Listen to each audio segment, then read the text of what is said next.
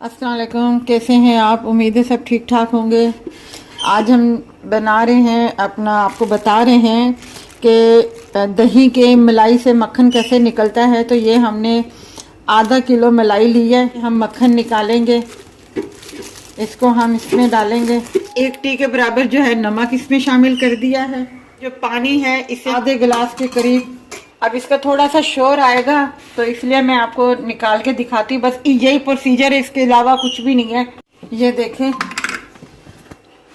2-3 minute के लिए ये देखें मक्खन सारा ऊपर निकल आया। 2-4 मिनट हमने मशीन घुमाई है, ये सब मक्खन निकल आया है। और जो पानी है जो हमने डाला था वो सारा नीचे बैठ गया है। अब हम इसे निकालते हैं बॉल में। ये है देसी मक्खन।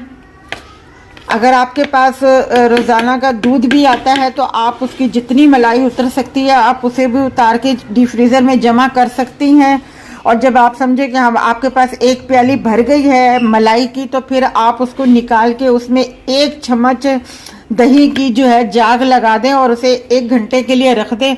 उसके बाद वापस यही प्रोसीजर करें। अगर गर्मियों में आप निकालना चाहें मक्खन तो आप उसमें थोड़ा सा ठंडा पानी डालिएगा, और सर्दियों में बिल्कुल हल्का नीम गर्म सादा पानी डालिएगा तो मक्खन निकल आए। ये देखें जितना हमने पानी डाला था वो सारा पानी इसमें रह गया है।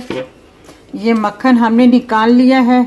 अब इसे इस तरीके से कर करके इसका जो पानी है वो हमने नितारना है। इसमें ज़रा सा भी पानी नहीं रहने देना।